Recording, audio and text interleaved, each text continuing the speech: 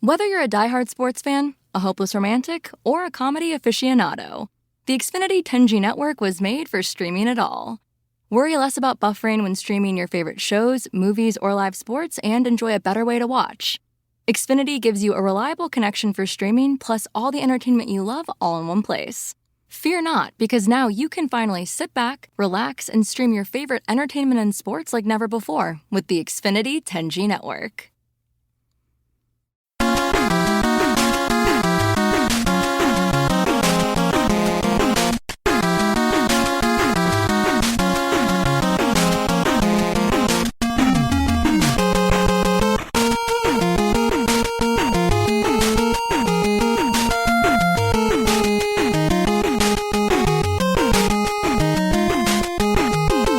Hockey fans, are you ready to brave the wild? With me, your host, Paladino Joey.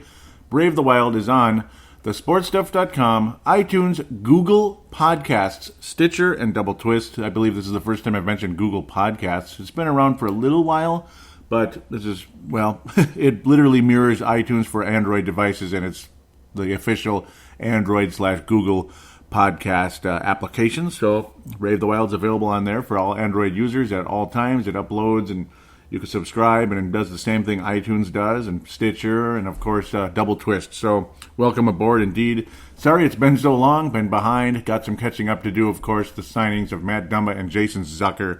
Very nice to have them in the fold. We'll talk about that shortly. Of course, it's the season preview generally today. I'm going to talk very little about the very first regular season game for the Minnesota Wild. A pretty nondescript preseason as well. Fear did okay, but Eric Fear did okay. He stepped up, got some assists in the preseason. Looks actually pretty solid out there, but generally speaking, it's kind of the same old story, and I don't mean it in a bad way because the team has made the playoffs the last 6 years, but nothing dazzling at the moment. But hopefully at some point, Eriksson Ek and Jordan Greenway can help pave the way for the future, though Eriksson Ek does appear to have taken a step forward. That is very encouraging, without a doubt. So this will be a two-segment show, of course. It'll be kind of the season preview. The second half will be basically, we'll look at the one game briefly. Not an impressive game at all against the Colorado Avalanche. In fact, not even a little bit. And, of course, previewing the upcoming games. Hard to believe it's already hockey season. Again, sorry it's been so long. Been busy with this, busy with that, very limited schedule, and I had to prioritize Purple Mafia because football season got going. So it just kind of is what it is, but hockey season is getting going. There will be sporadic releases depending on what time I'm available, this and that, until at least around Thanksgiving. But I'll do my best to keep it weekly if I can, and if it's every 2 weeks, it's every 2 weeks, something like that. Rainy days, Mondays, get me down, all that kind of stuff, because I work it outside and obviously the regular job. So that's the whole first things first. Just, if you don't work, you don't eat, that type of thing. Or at least that's how it should be. Anyhow, let's leave that alone. Minnesota Wild 2018-2019. Here we are. It's upon us. The top lines, this and that. The second lines. Eric Stahl, I got to think the top line is going to remain Eric Stahl, Jason Zucker, Mikhail Granlund. That's been a good deal. The second line, Mikko Koivu, Parise, and Niederreiter. Third line has been so far Eriksson Ek or Greenway at center, and then of course the other one at left wing, and the right winger, Coyle would be the right winger, the other would be left. Jordan Greenway at left, Eriksson Ek at center, and Coyle at right wing. Niederreiter and Parise would work together. Parise left wing, Niederreiter right wing, and of course the fourth line at this moment, Eric Fear, who's looking pretty good, actually. A guy who hasn't been very productive the last several years, joining with local favorite Matt Hendricks. He's kind of the new Matt Cullen, you could say. Very well liked, very interesting guy. And, of course, Marcus Foligno is back, ready to rock and roll again. He got dinged up a bit in the season opener, but looks to be okay, hopefully. Luke Cunnin has been put on IR, so, well, hopefully a speedy recovery there. So, shall we talk about the transactions, the signings, and, of course, the trade? Let's start off with the Goose, Gustav Olofsson. Gustav Olofsson, the second Minnesota Wild, not-so-great defenseman, traded away to the Montreal Canadiens for Will Biden. It's not Bitten, it's Biden, of course, only one T. And, of course, third-round pick from the Montreal Canadiens in the 2016 draft, 70th overall. Remember, the Minnesota Wild took Luke Cunnin in that draft, of course. The following year, 2017, the Minnesota Wild, Ivan Lodny, a third-round pick. So, well, Will Biden, maybe he's at least like Lodny, I suppose, a center who shoots right. So, nice. Very cool. This could be an interesting addition from the Montreal Canadiens. So far, he's played in the OHL with the Hamilton Bulldogs, the Flint Firebirds, and the Plymouth Whalers. Oh, I love the Whalers. But so far, OHL career thus far, he was reporting to the AHL's Laval Rockets. He will now, Laval Rocket. He will now report to the Iowa Wild. So there's that. Minnesota Wild moving Will Biden to Iowa. So good possible addition here. 20 goals and 44 assists with the Hamilton Bulldogs last year. Total of 64 points, 57 points the year before. 23 of them goals, 30 goals of the Flint Firebirds, and 65 total points in 15-16, and that ultimately led to him being a third-round pick for the Montreal Canadiens. So, very cool. At least a chance here. He's only 20 years old. The Goose, a couple years older. And, well, looks to need a new start, this and that. Left shot defenseman Gustav Olofsson. That opens up the door wide open for Carson Soucy to be the first call-up should any of the left shots get injured, dinged up, whatever it is. Of course, the left shot right now for the Minnesota Wild at the NHL level, very much intact. Nick Seeler will pair with Patterin. That's the bottom pairing. Of course, Patterin is the right shot. And, of course, Brodin is the number 2 guy. And on the left side, he will be pairing with Jared Spurgeon most of the time. And, of course, it's interchangeable. You will have Suter at the top there, with Dumba on the right side, of course. So, things okay, I guess, so far. Dumba's had some not-so-good moments in the preseason, still showing the same old issues, but, of course, the rocket shot, the massive ability, the 50-point season last year, very much intact, and Matt Dumba, of course, kept in the fold. The Goose, Gustav Olofsson, on his way out again to Montreal. So those are the changes since the last episode. Nothing major, of course, still no trade of any size, anything major, of course, minor trade there. And hopefully Will Biden does end up becoming something in the not-too-distant future. That would be fantastic. As we now move forward to the contracts, of course, of Matt Dumba and Jason Zucker. Both of them inked a 5-year contracts, fairly lucrative indeed. $6 million a year for Matt Dumba, 5 years, $30 million. So, of course, AAV of $6 million a year for Matt Dumba. Very cool indeed. Nice to have him in the fold. That's a commitment, and well, it shows that that this is your top guy, at least for the foreseeable future, alongside Ryan Suter. So there it is. There's your commitment to Matt Dumba. He will not be on his way out. And they also signed, them being the Minnesota Wild, Jason Zucker, to 5 years, 5 years, $27.5 million.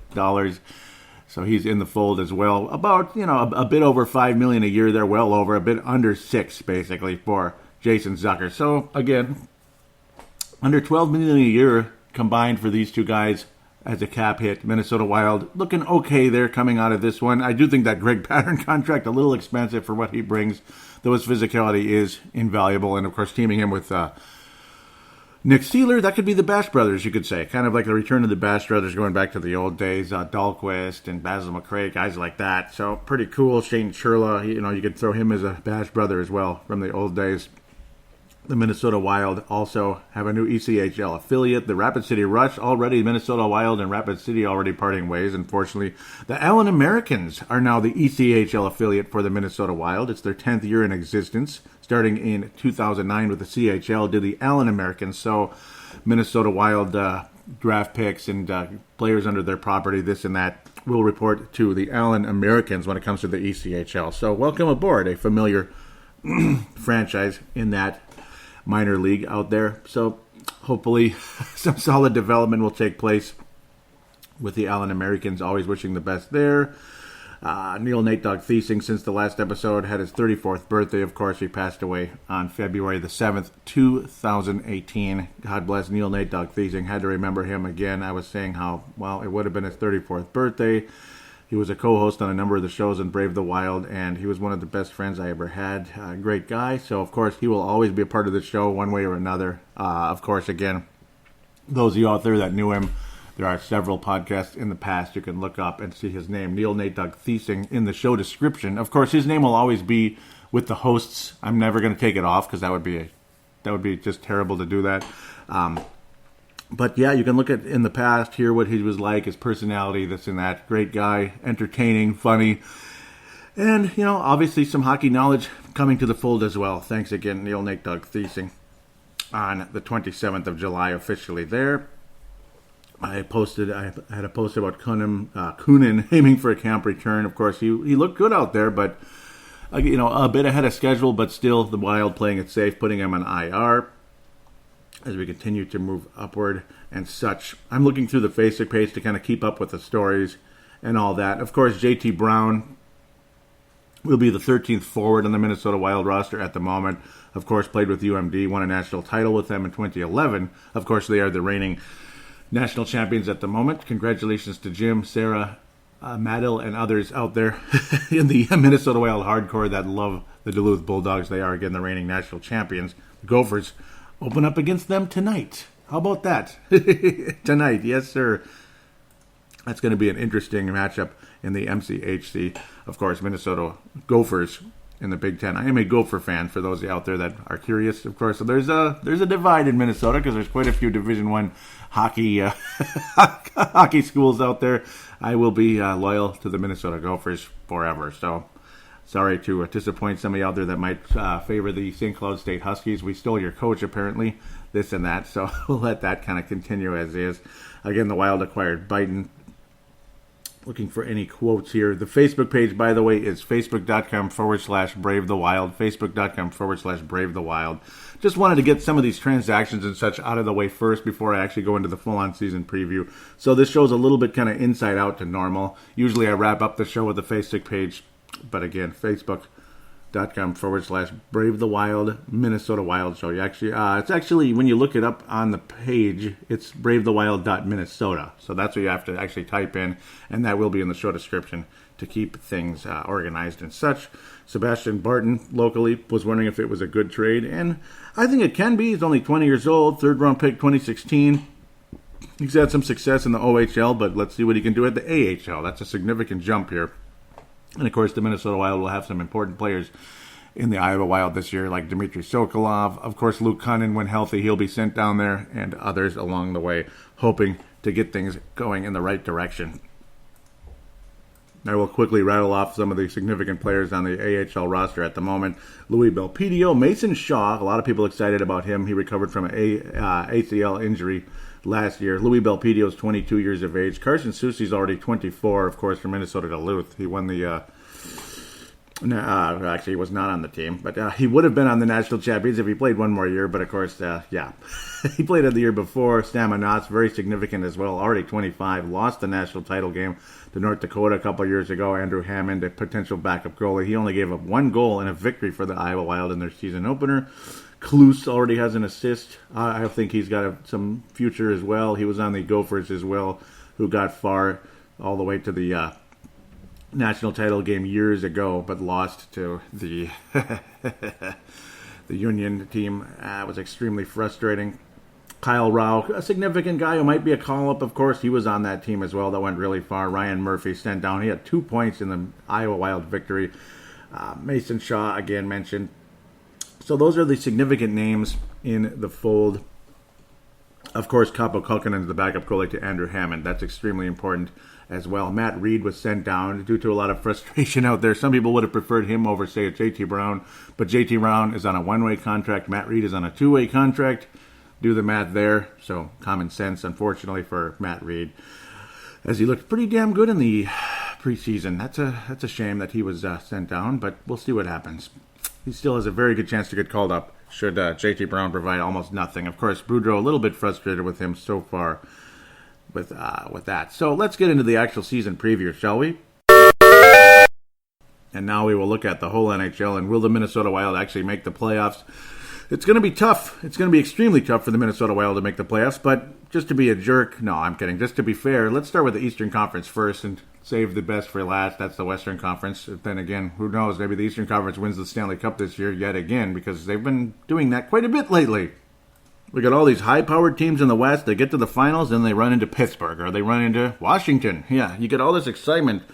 The San Jose Sharks go all the way. They ran into the Penguins. The Nashville was unbelievable. Penguins.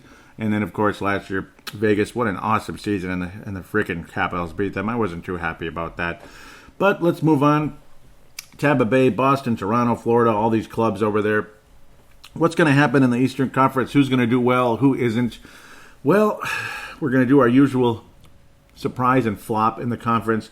Do the New York Islanders move up now that Trotz is the coach? Nah, I don't think they're going to move up because obviously they lost Tavares. He's on his way to Buffalo, to Toronto. They wish he went to Buffalo. He's on his way to Toronto, an already pretty damn good team, 105 points last year. Austin Matthews, Nylander's been a guy that a lot of people have been mentioning in possible trades with the Minnesota Wild. I don't know if that's going to happen. I don't know how much Fenton is willing to give up for Nylander from Toronto, so we'll just cross that bridge when we get there, that type of thing. Montreal's underachieved for years, and, well, they got two guys that underachieved for Minnesota now, Olofsson and Mike Riley, competing for minutes, this and that, even though they play on different sides. So, is Washington going to repeat? Nah, I don't think the Washington Capitals repeat. I think they got their championship, and I just, the odds of them repeating, I think, are very slim. Pittsburgh repeating, I mean, you got this dynasty, this type of thing, so it's no surprise that they repeated, even though it's very hard to do in the NHL. Teams like Detroit and, well, the Mario Lemieux Pittsburgh Penguins could do it, but very few teams, not even the Blackhawks could do it, and that's a team that's probably not going to make the playoffs this year. So the flop, or let's start with a surprise in the Eastern Conference, is Buffalo finally going to move up a bit. Are they going to exceed expectations? Ottawa's probably going to drop all the way to the bottom, I think, because now they just lost Karlsson. He's on his way to the San Jose Sharks. That's, of course, happened since the last episode, and, of course, if you weren't living in a cave as an NHL fan, you probably knew that Karlsson is now a member of the San Jose Sharks, which I think moves them up significantly. A team that was already pretty good last year, but that could really solidify a cup contender there for the San Jose Sharks. Jumping ahead just a little bit there. The surprise in the Eastern Conference, it's never easy to pick anybody. I'm surprised Detroit did is kind of okay last year, but then again, not really. Florida, I think Florida's going to keep doing what they're doing. They've got some nice young players, some good rising talent, some good draft picks over the years. I think New Jersey's going to make the playoffs again. I think they're going to move up significantly. Adam Hall, Nico Hischier, and others. Of course, Schneider is still a very good goalie, this and that. He was behind Brodeur for years, and he's been a really nice goalie. I think New Jersey's going to achieve. New Jersey's going to exceed expectations, and they might even compete for that Metropolitan Division. What do you think of that? That would be quite an interesting situation there. Does Columbus does the shelf life wear off on old Tortorella? Does it happen? Does it wear off? Could Columbus actually drop off, or are they still a super dangerous team? I think they're dangerous. They've got a nice group of players, so it's kind of tough to imagine them dropping off. I think Washington is going to disappoint this year. I think Washington will disappoint. They'll still make the playoffs, but I do believe they're going to disappoint because, well, I think they're going to have their championship high. I think they celebrated it way too much. It's one thing to celebrate. It's another when it's like you don't stop, like take it easy a little bit. I think they're going to drop off. They'll still make the playoffs, but they're going to be in the wild card range, I think, for the postseason, unfortunately for them. Washington Capitals will be the disappointment in terms of dropping off from expectations. The team that will exceed expectations will be the New Jersey Devils, as far as I'm concerned. They might have a hell of a season. It's going to be fun to see what they are able to accomplish. I think the Eastern Conference Finals will start with a T. Tampa Bay and Toronto will be in the Eastern Conference Finals, but the Tampa Bay Lightning will end up winning the Eastern Conference. It'll be a very interesting series, 6 or 7 games. Toronto will make things extremely interesting, and I do believe they are the next team in the Eastern Conference. I don't think there's any doubt about that, and just maybe they will squeeze by the Tampa Bay Lightning. We'll see what happens. As for the surprise, flop, all that in the Western Conference, man, how could Chicago flop anymore? They lost 76 games. They finished with 76 points last year. I can't even believe what I'm saying here. 76 points with the Chicago Blackhawks last year. Not a good run at all. They were definitely the flop of the Western Conference last year, so how can I pick that this year? Dallas, they're a little better, this and that, but everybody always gets excited about them, thinking they're really good and they're really dangerous, but I don't know, what did they really do in the offseason? I mean, are they that special? So I'm kind of having a hard time, guaranteeing they're going to make the postseason. A lot of publications believe they are.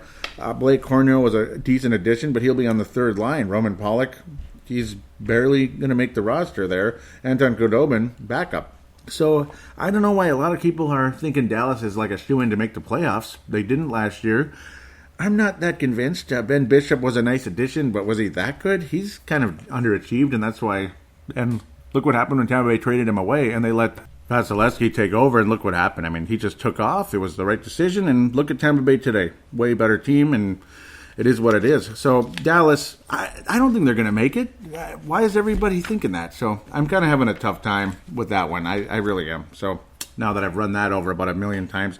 St. Louis made some decent additions, blah, blah, blah. Mike Yo's still the coach. Yay. I mean, is that so great? Yeah, I guess. No, not really. And then, of course, Jake Allen the other night didn't look so great. Good additions, though. Ryan O'Reilly, second-line center. David Perron from the... Well, he's back in St. Louis, of course. Went to the Las Vegas Golden Knights, Patrick Maroon. And Chad Johnson's the backup goalie. I've always liked Chad Johnson for the most part. I mean, he's had good years. He's had bad years. He was good with Colorado or Calgary. He was bad with Calgary, this and that. He stunk for the New York Islanders. He was great for the Buffalo Sabres, but Buffalo Sabres, I mean, I don't know what to say about that. This is a very tough Western Conference, but it's not St. Louis and Dallas that scare me all that much. It's Colorado, actually. I can't imagine why Colorado would scare me as a Minnesota Wild fan. Not with the way they lit us up last year, and we're like 3 steps ahead of the Wild the whole time, and just like the season opener, and Nathan McKinnon finished second for the Hart Trophy. If he didn't get injured, he might have got it. Mikko Rantanen came up out of nowhere, kind of out of nowhere. He's really emerged unbelievable. 84 points last year.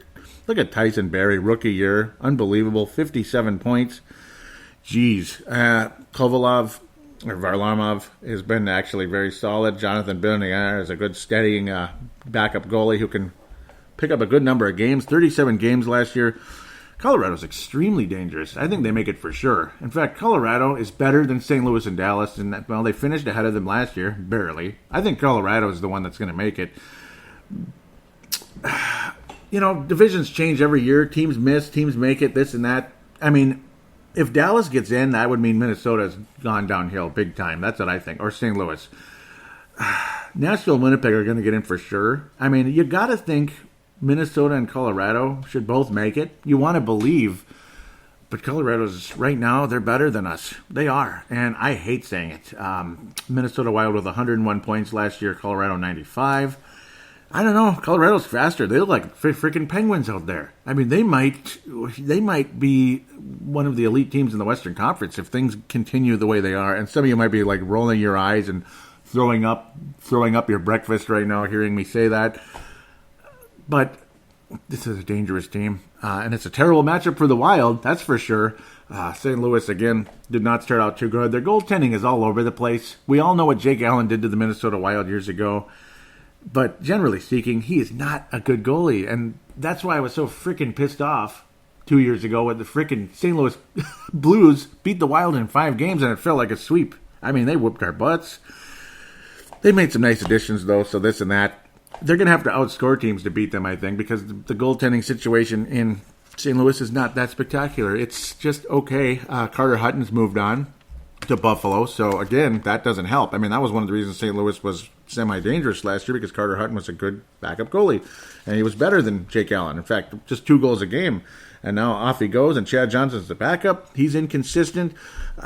Vladimir Tarasenko is a top-tier type of scorer, but he's not a top-tier overall player in the NHL. He's a top-tier scorer, this and that. He's a scoring forward, all that good stuff. He's not like necessarily a leader of your team, but he could be one of the leaders.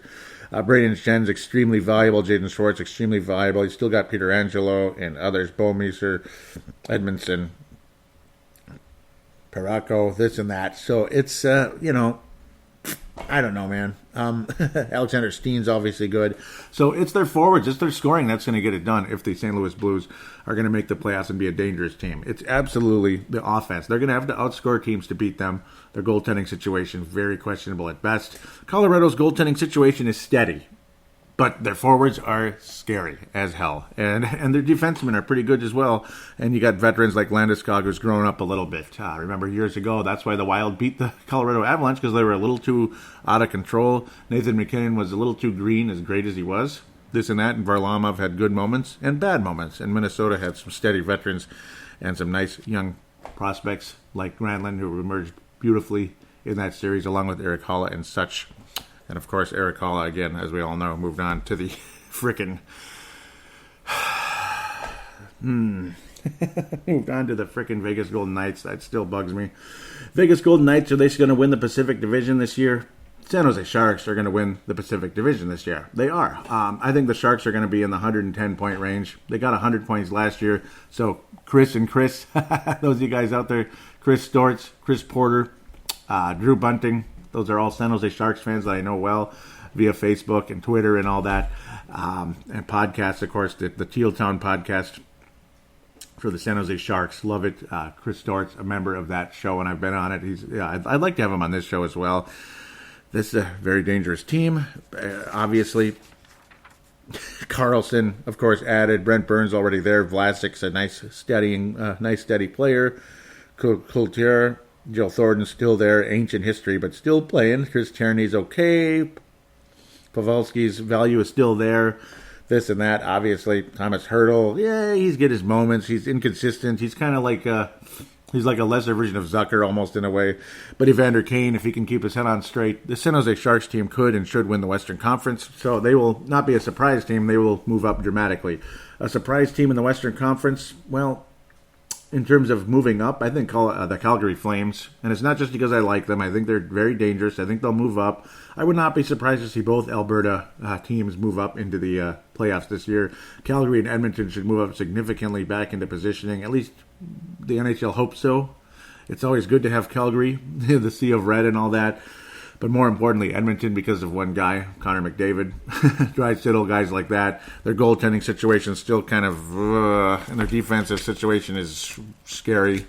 This and that. They give up a star in Adam Hall. Just imagine if Hall was still on the Oilers. I mean, Lord, could you imagine? That is the Edmonton Oilers again, baby. Well, kinda.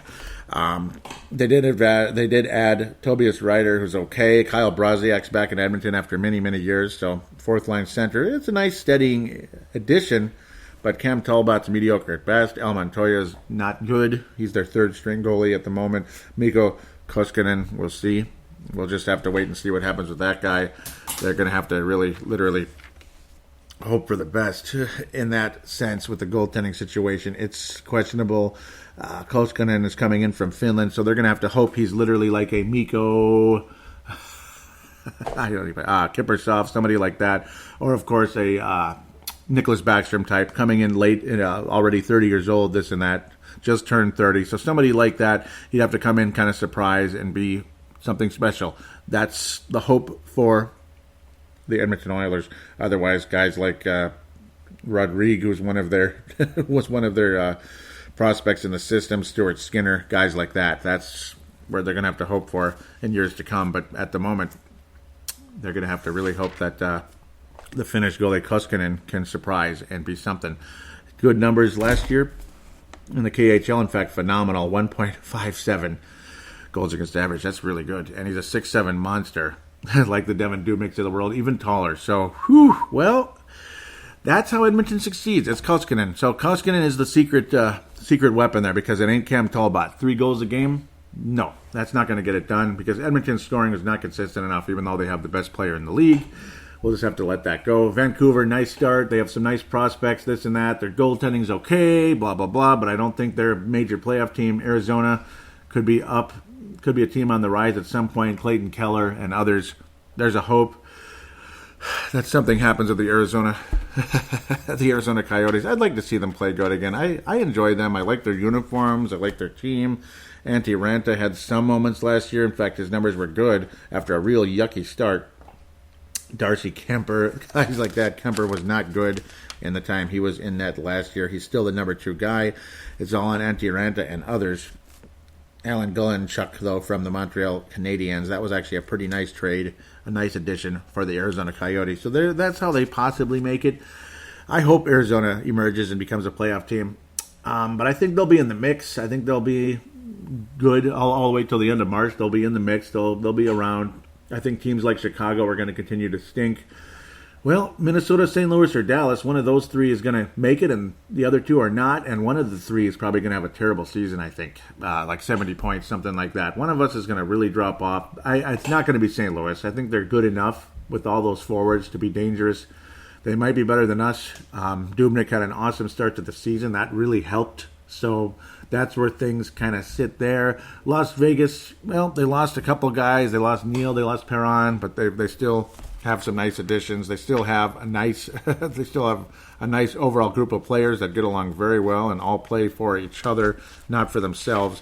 So that's the hope as well. Malcolm Subban was a nice backup last year. Marc-Andre Fleury, awesome start to his career in Vegas, of course, after a long run in Pittsburgh. Won one Stanley Cup in 2009. Of course, he won he won the second one. The second two, actually, with Pittsburgh, but he was the backup. It was Andy Murray was the goalie. So, I mean, yeah, we count it. He got the ring, but he wasn't the goalie. Paul Stastny, nice addition. Can he stay healthy? Can he stay consistent? If he does, he's great. And he helped the St. Louis Blues a bit last year, but then again, that was an overall disappointing season for the Blues. Eric Hollis still is what he is. Awesome season. All those players, this and that. So I think the Golden Knights make the playoffs again. I mean, there's no doubt about it. William Karlsson, spectacular season last year. Unbelievable. Scored more than Eric Stahl for the Wild. Awesome run for them. So we'll just have to wait and see. Also, interesting off-season news is Tyler Ennis is in the mix for the Toronto Maple Leafs. He might even get to play on the second line with Matthews. Can you believe that? As the left wing. That's the talk, that he's going to be on the line with Austin Matthews. That's pretty lucky, and good for him. Hopefully it works out. Best of luck to Tyler Ennis. I'm sure Jared Spurgeon is wishing him the best. Both Edmonton natives, they grew up together, and we've heard that a million times. So, to me, the disappointment in the Western Conference, I think Dallas is not going to be that great. You know, they got the forwards, they got this, they got that. I don't know. I'm not buying it. I'm not buying that Dallas is going to be this spectacular team. The LA Kings are always dangerous. They're going to be in the mix. It's going to be between them, Calgary, Edmonton, this and that. I think Calgary wins out of those three. I think the Calgary's the best team out of Calgary, Edmonton, and Los Angeles. If there's one team that could possibly drop off because of this and that, and they started well, by the way. They put a whipping on Calgary at the beginning of the season here. Anaheim Ducks. That was actually Vancouver. But yeah, the Anaheim Ducks, though, they had a nice start to the season. We're just going to have to wait and see how things go. I think they're going to drop off a bit. I think they're going to drop off into the 90s, and we'll see what happens. They'll be still in the mix. They'll be fighting for the wild card, I think. In fact, well, last year they kind of were until the last second when they finished second. Only 3 points ahead of the Los Angeles Kings. So it's pretty crazy when you sit down and think about that. They barely got that division leader position along with the San Jose Sharks. But I think the Sharks they'll be one or two in the entire Western Conference. They will face off against the Winnipeg Jets in the conference finals. I think Winnipeg is very dangerous. Nashville, they're not going to have 117 points again. That's another team that's going to drop off significantly, probably 104, 98 to 104. I think Nashville will be back in the wild card range. I think they had their little run. And it's not going to last forever because it never does. And I don't know. I mean, Pekka Rinne, he's not going to last forever. I think Winnipeg's kind of in their window right now, and I think the San Jose Sharks have an extra window. They had a window a couple of years ago, and they went to the finals. Unfortunately, a lot of the guys were getting old, so the window started to close very quickly. Then they made some nice additions last year, and the window opened up again a little bit. And now, Karlsson, the window is wide open. So as long as Jones can be solid in net, the San Jose Sharks have an outstanding chance to represent the Western Conference in the Stanley Cup Finals. I'm kind of leaning that way. I'm scared to pick them, though, because they've underachieved in the big moments over many, many years, and a lot of people know that.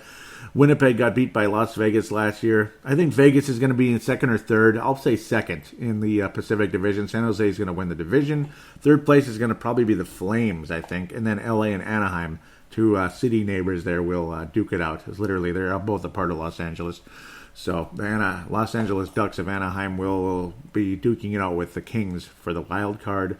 And Calgary, again, will be third, maybe even second place between them and Vegas there.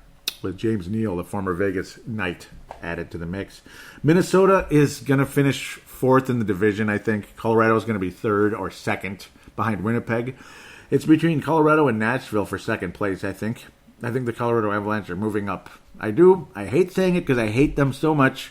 Their road record last year was not that good, but again, they're coming, and their home record is dangerous. The Wild home record was phenomenal last year, though a lot of annoying overtime losses for Minnesota, 8 of them at home.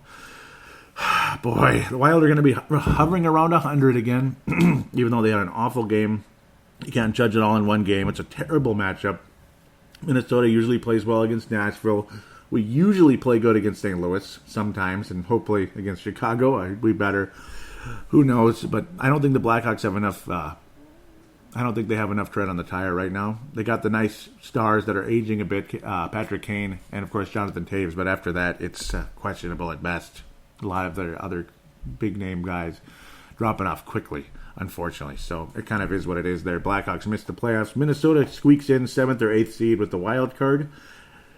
Winnipeg wins the division. Colorado second, Nashville third. That's where I'm going to stand at this moment. St. Louis and LA and such will duke it out for the final playoff spot with Minnesota, of course, again.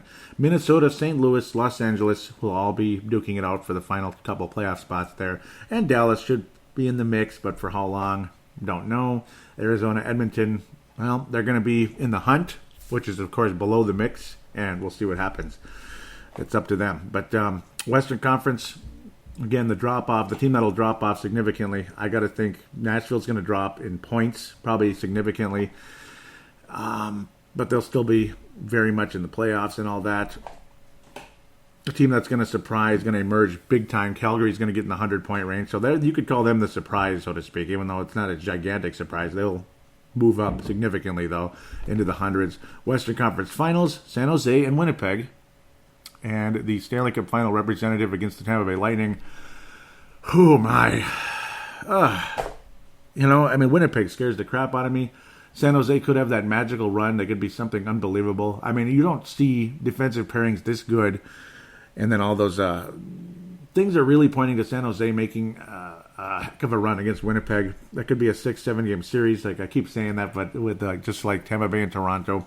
Tampa Bay is going to win that series in 6. I think they'll beat Toronto fairly soundly at the end there. Toronto will knock on the door, but Tampa Bay will finish them off, win the East.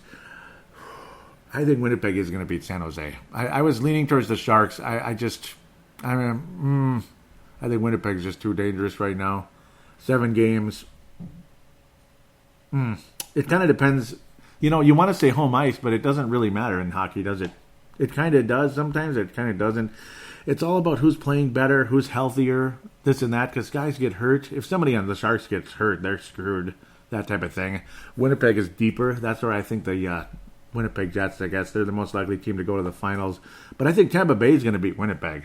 A lot of people have the Winnipeg Jets winning the Cup this year. I think it's Tampa Bay. I can't pick Winnipeg to win the Cup. Tampa Bay is the better team at the moment in the NHL, and I think they're going to have their year, and they're going to pull it out and win the Stanley Cup. So with that, that's your season preview. Bouncing all over the place, but fun. I enjoyed this. I enjoyed looking at all the different teams and the possibilities.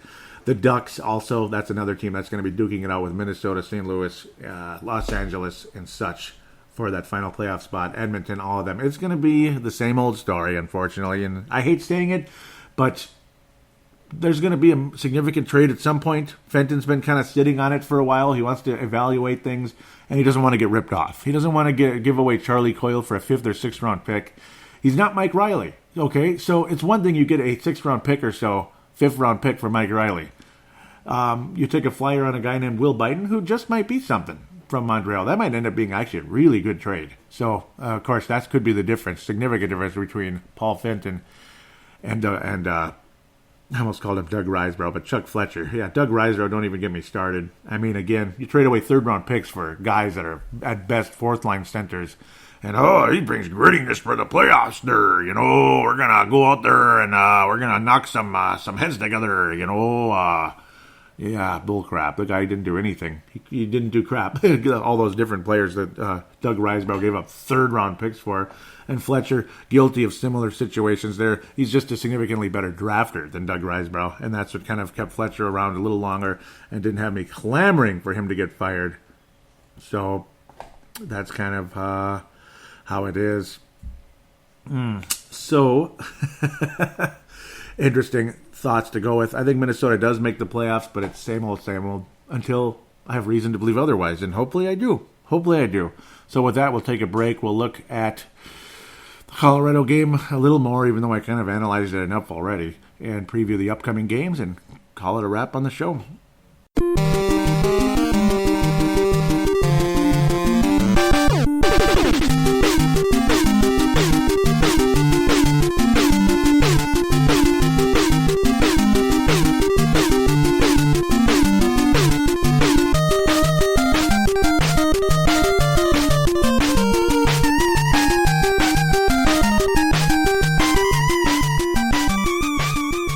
We are back here on segment number 2, a bit of an unorthodox one because we're going to review a game briefly, but of course preview 2 games. Minnesota Wild also already have 4 days off after hosting the Vegas Golden Knights tonight. Should be a fun game.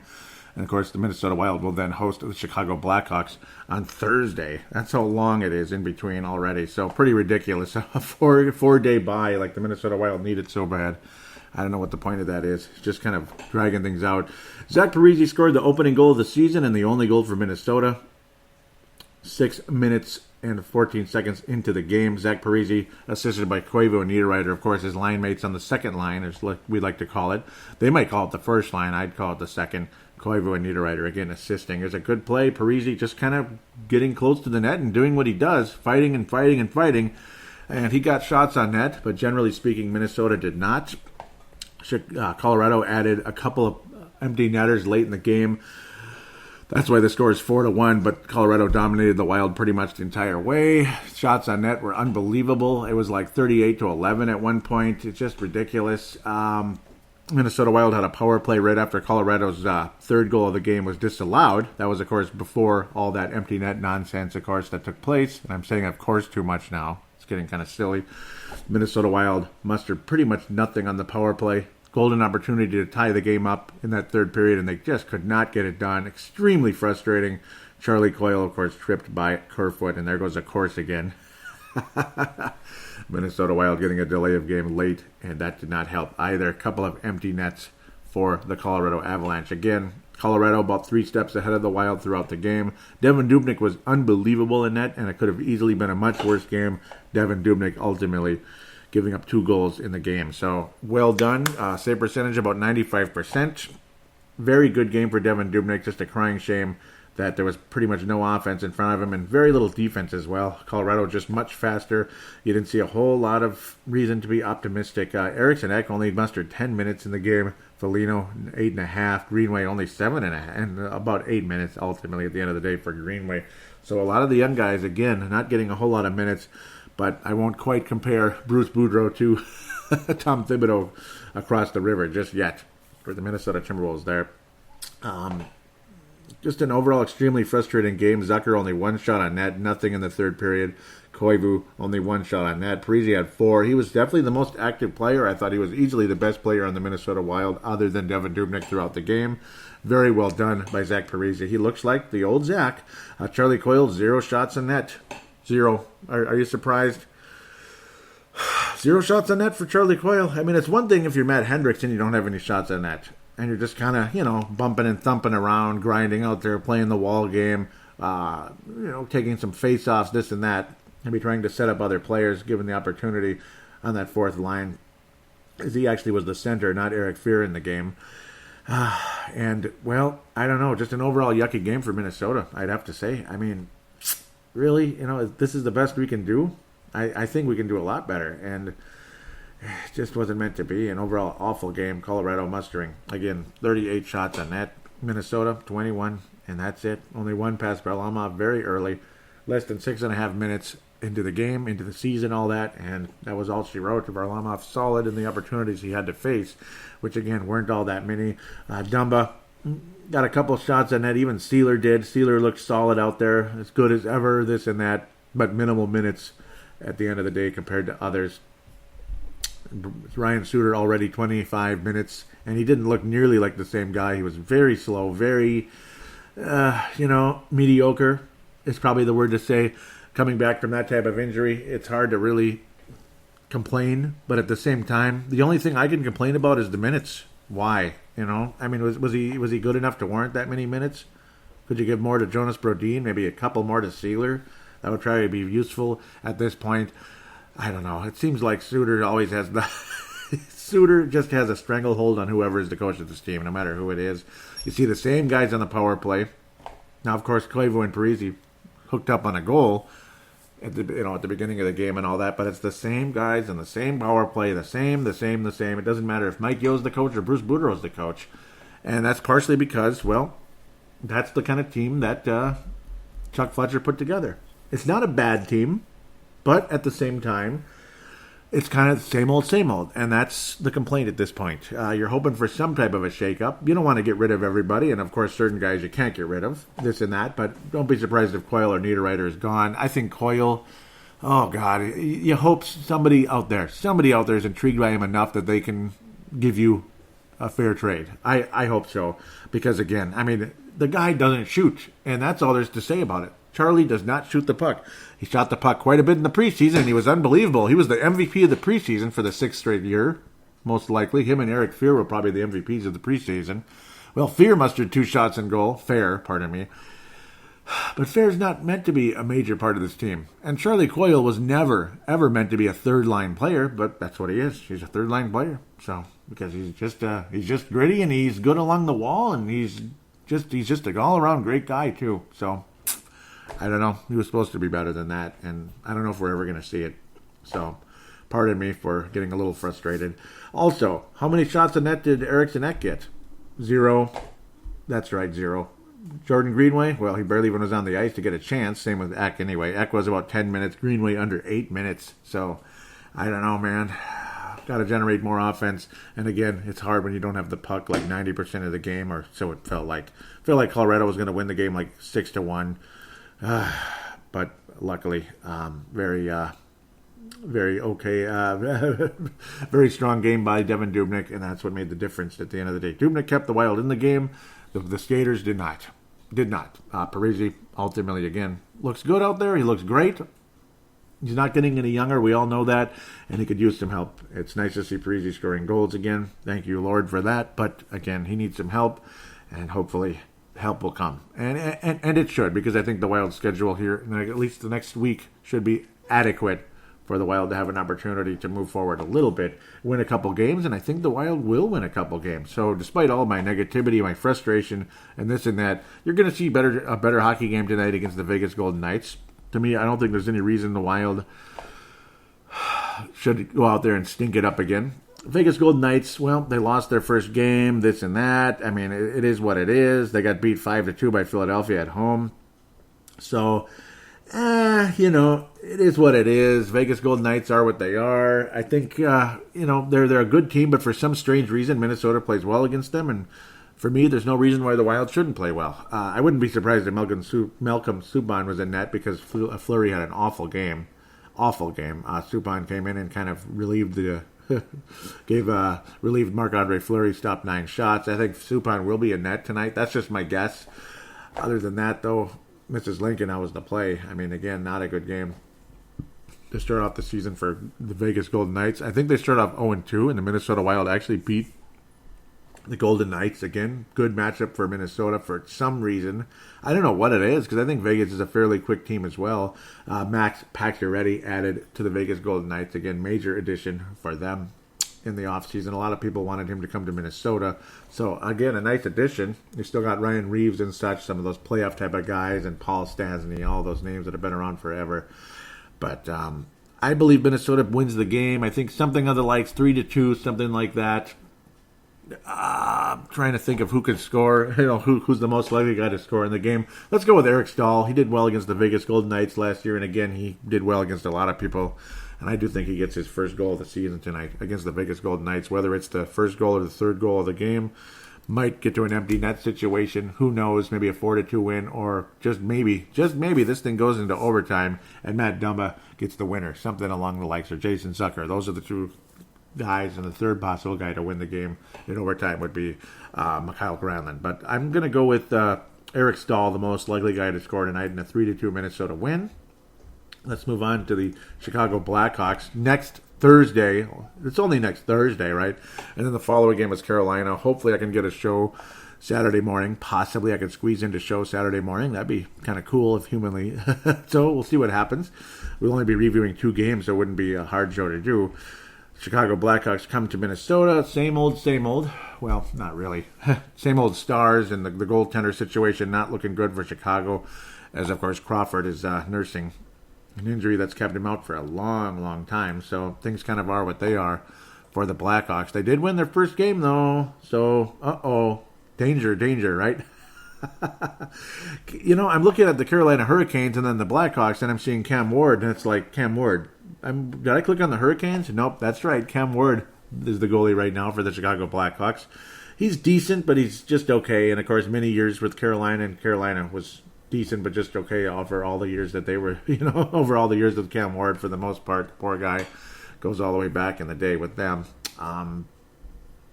He did win the Stanley Cup with them, but that was, again, 12 years ago. So that's ancient history. Chris Kunitz was a decent addition to the Pittsburgh Penguins, but don't expect too much. Schmaltz is old. He's a young up-and-comer still with the Chicago Blackhawks. Nick Schmaltz, of course, formerly of North Dakota. Brent Seaborg's older and older. That's about it. He's just older and older. Brandon Saad is okay. Evil Otto. That's what I always call him because of that evil smirk he has. Duncan Keith is way past his prime at this stage. Minnesota, get the win. Get the win at home. I think the Wild beat the Chicago Blackhawks. Patrick Kane will score a goal, though. He will. He scored the season opener, and he helped the Blackhawks win the game. 2 points in the game, a goal and an assist. Him and Jonathan Toews each getting a goal and assist, assisting on each other's goals along the way.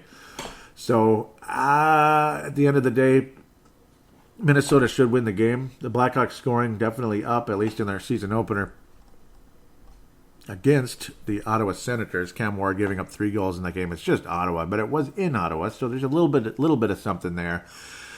In Minnesota, though, I think Minnesota has they'll have enough oomph in them to get to 2-1. I think. Hopefully, I had no need for any type of overtime or extra shootout, any of that type of nonsense. I think Minnesota wins the game 4-3, 4-2. Patrick Kane will score because he always does against Minnesota, and I mean always does. Jonathan Toews does often too, but Patrick Kane, it's like every single game. If the Wild keep Patrick Kane out of the net, then nobody else should. Then the Wild should get a potential shutout against the Blackhawks. We'll go with the 4-2 win for Minnesota. I have a 3-2 win against Vegas. I think Minnesota wins 4-2 against the Blackhawks defense and goaltending situation that's not so great. Most likely guy to score in that game, let's go with Granlund. I think he'll score against the Blackhawks, get something going, and get things rolling in the right direction. Parise is going to score in the game as well. I'm going to actually go with Zach Parise. He'll be the most likely guy to score against the Blackhawks. There's a little something there, a lot of history, and Parise's had some moments in the past against the Blackhawks, so I do believe that Minnesota will start the season 2-1 after sucking real bad against Colorado, but they'll play a couple teams that I think they can beat coming up. And then Carolina, okay, we'll wait and see what happens there. We'll talk about that next week. But Minnesota opening up the season 2-1, so there's a little bit of positivity to talk about in that. The prospects, it's too early to really talk about them so far. We'll just get into that on the next show. I think this is the season preview, more or less, so you might as well kind of keep that under wraps at the moment. Other than just, guys just getting started, getting their feet wet, their first game, this and that. I talked about some of them in Iowa, but we'll kind of go all over the place in the next show. We'll get more into the traditional Brave the Wild episode coming up next week. So until then, I want to wish all of you a nice weekend, a nice week coming up. Stay warm if you're here in the Twin Cities. It's getting cool. Stay dry, too. That damn rain is getting old as hell. So all of you, again, wishing you the best. Hopefully the Minnesota Wild make some type of significant trade that get things going in a better direction. And ultimately, again, some of the prospects end up being better than we thought. That they're more than we thought they were. They're not gonna do a Dennis Green, and they are what we thought they were. But they're more than we thought they were. That's what we need to happen sooner rather than later for Minnesota to get past some of these ever dangerous teams like Colorado and such. That's the reason why the Minnesota Wild were not willing to get rid of Jason Zucker, and I'm glad they didn't. You got to have somebody out there with some speed. Granlund has some speed, but obviously Zucker is the fastest guy on the ice, and Dumba is obviously a hell of a skater as well. So those were like no-brainer signings, and that's why the Wild coughed up the money for those two players in the offseason. So with that, we'll talk to you soon. Wrap up the show here. Twitter account @BraveTheWild, @BraveTheWild. Again, the Facebook page is Facebook.com/BraveTheWild.Minnesota. And of course, a shout out to Minnesota Wild Hardcore and MNW Players. MNW Players, I'm actually an admin for that page. Pavel Bunet and Marek Skyba out of the Czech Republic. They follow the Minnesota Wild from top to bottom, all the way from Zach Parise down to the players that will play for the Allen Americans coming up. So, and into the college rankings and such. So we'll keep up with McBain as well, as he will end up playing for the Boston College. So just like Jordan Greenway did. So actually, yep. So we'll talk to you later with that one. Greenway was Boston University. That drives me nuts. Their colors are almost the same. It's crazy. They're two teams that have had major success over the years, particularly against the Gophers, but many other teams as well. They haven't won championships lately, but years ago they've really racked up the national championships over the 60s, 70s, 80s, 90s, and early 2000s as well. So take care, everybody. We will talk to you next week. We'll get more into the prospects again, just like the good old days before. Until then, take care and go Wild.